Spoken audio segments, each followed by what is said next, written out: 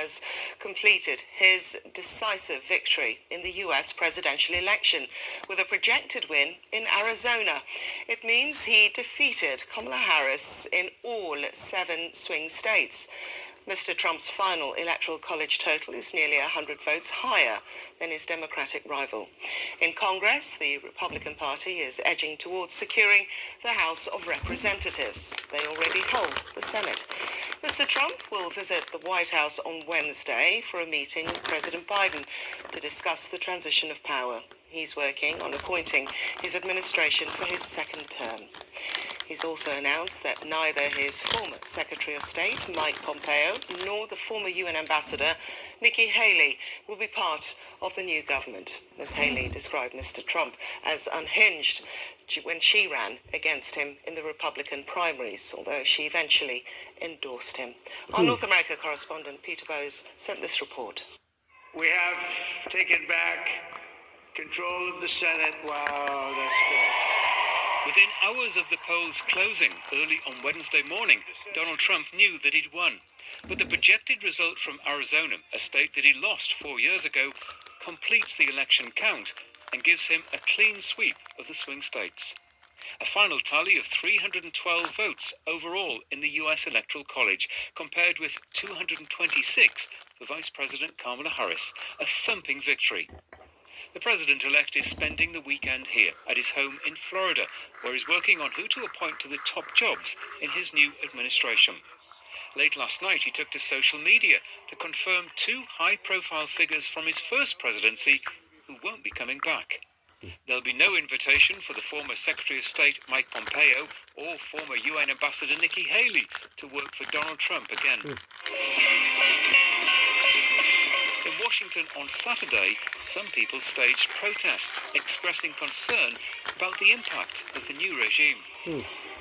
I think it puts me in a position where I feel like I'm not being accurately represented. It's frustrating. I feel a little powerless. I think that society was moving towards a direction that was much more open and progressive and inclusive of people like us. And it's scary to think that we might be going back in the next couple of years. Joe Biden has invited the president-elect to meet him in the Oval Office at the White House on Wednesday. He's promised full cooperation from his administration during the transition of power over the coming weeks. Peter Bowes, BBC News. A bellwether state to kind of feel where the rest of the country is. I think it's the same for all the states. It really boiled down to inflation, crime and the border. Also just this fact of, boys playing in girls' sports and teachers being forced to call boys girls or girls boys. And I think people are just fed up with it. It's just the extreme nature of the Democrats. You had all these former Democrats join his campaign, and he just put together a really broad coalition of really just kind of boiled down to common sense and let's fix the inflation in the economy, and let's do it quick. All right, let's discuss the border and Mexico and expected, promised deportations. Just take us through that.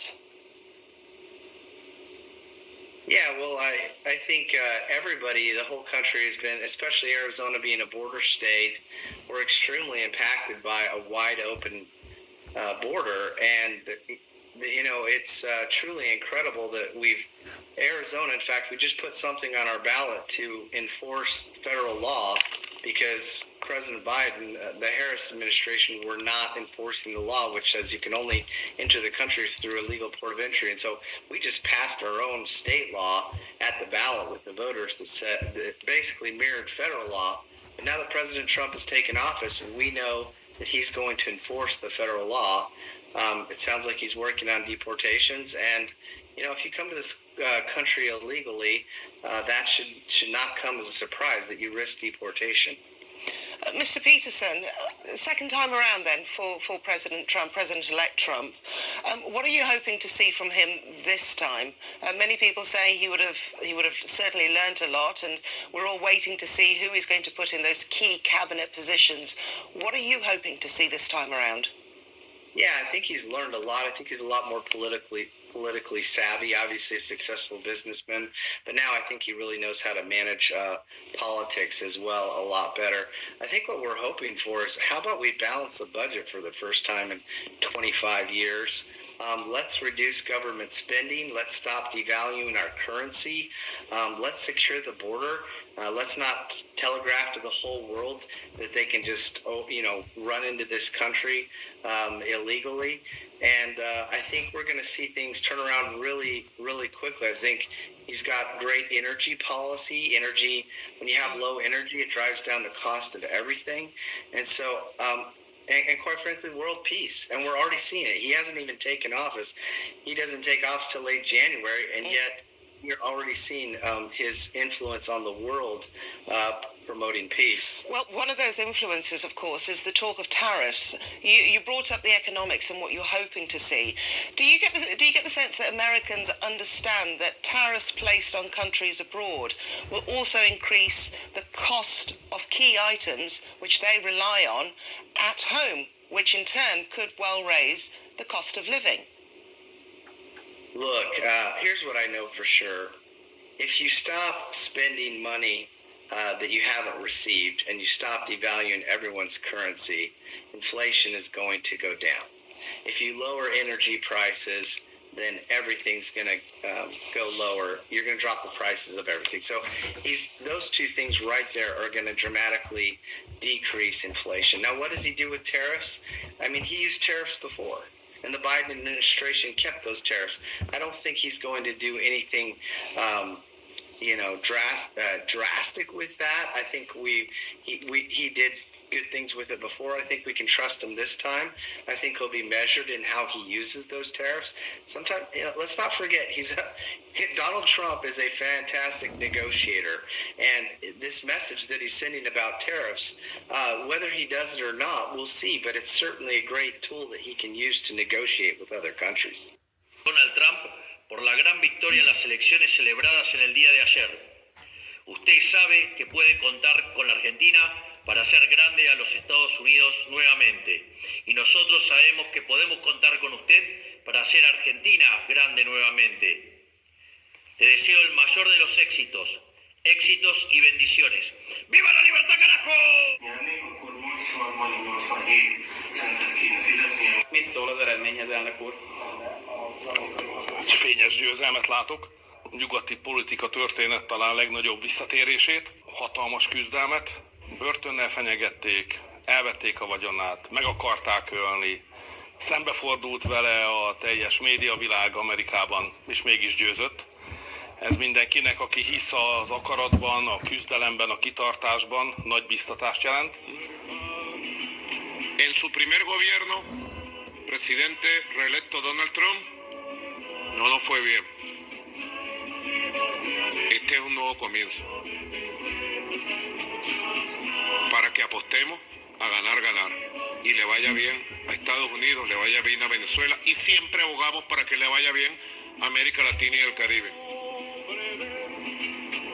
Por mucho que hayamos tenido tensiones o tiranteos en las relaciones, cuando intentaron atentar contra su vida en 2 oportunidades, no dudé ni un segundo en solidarizarme y desearle buena salud y larga vida. A todas y todos los mexicanos no hay ningún motivo de preocupación. A nuestros paisanos y paisanas, a sus familiares que están aquí, a las empresarias y a los empresarios mexicanos, no hay motivo ninguno de preocupación. México siempre sale adelante, somos un país libre, independiente, soberano, y va a haber buena relación con los Estados Unidos. Estoy convencida de ello. Eu não conheço pessoalmente o Trump. Eu conheço o Trump de ouvir dizer, de ler matéria dele, de ver ele na televisão, mas eu espero que a convivência seja a convivência civilizada que eu já tive com Bush, que era do Partido Republicano, que eu já tive com Obama, que eu já tive com Biden. Essa é a relação que eu quero estabelecer, uma relação entre 2 chefes de Estado, cada um representa o seu país, cada um tem interesses próprios nacionais. 习近平主席已向美国当选总统特朗普致贺。习近平主席指出，历史昭示我们，中美合则两利，斗则俱伤。关于你的第一个问题，首先我们不回答这个假设性的问题，但是作为原则，我愿意重申，贸易战不会有赢家，也不利于世界。关于台湾问题，台湾问题是中美关系中最重要、最敏感的问题。中国坚决反对任何形式的美台官方往来，这一立场是一贯明确的。الان کشور خیلی نگران این که ترامپ رأی آورده نیست. خب چه فرقی میکنه؟ به هر حال مگر که خیلی فرق زیادی وجود داشت بین این دوتا، خیلی از نظر ما فرقی نمیکنه و چه بودجه‌ای که کشور دیده و چه تمهیداتی که از قبل هم پیش بینی شده بود برای امنیت اقتصادی کشور، پیش بینی های لازم انجام شده و جای هیچ گونه نگرانی نیست. عرض میکنم تحریم ها مقدار زیادی قوه داخلی ما رو تقویت کرده و اقتصاد امروز به اندازه کافی در این راستا توان برخورد رو داره. Sicher wird vieles unter einer von Donald Trump geführten Regierung anders. Das hat Donald Trump auch immer öffentlich klar gemacht. Unsere Botschaften sind klar. Erstens, Deutschland bleibt ein verlässlicher transatlantischer Partner. Wir wissen um den Beitrag, den wir für diese Partnerschaft leisten und auch in Zukunft leisten werden. Das gilt auch mit Blick auf die Bedrohung, die Russland nach Auffassung aller NATO-Alliierten für die Sicherheit im euroatlantischen Raum darstellt. Je to určite porážka liberálnych a progresívnych myšlienok, pretože nový americký prezident je konzervatívne orientovaný. My si myslíme, že bude klásť veľký dôraz na ekonomické záležitosti Spojených štátov amerických. To slávne Amerika na prvom mieste bude určite realizované vo všetkých jeho rozhodnutiach. Myslím si, že sa zapotíme v Európskej únii, pretože ani zďaleka nie sme schopní v Európskej únii byť tak draví, ako môže byť адміністратива нового американського президента. Сьогодні дійсно особливий день, і в усьому світі одна новина привертає всю увагу. Абсолютно переконливий результат виборів в Америці. Чітке лідерство президента Трампа. Я вітаю із цією перемогою. Взагалі для нас в Україні, в усій Європі надзвичайно важливо було увесь час чути слова тоді ще 45-го президента Сполучених Штатів про мир завдяки силі. Peace through strength. І коли це буде принципом політики 47-го президента Сполучених Штатів, Америка і увесь світ від цього точно виграють.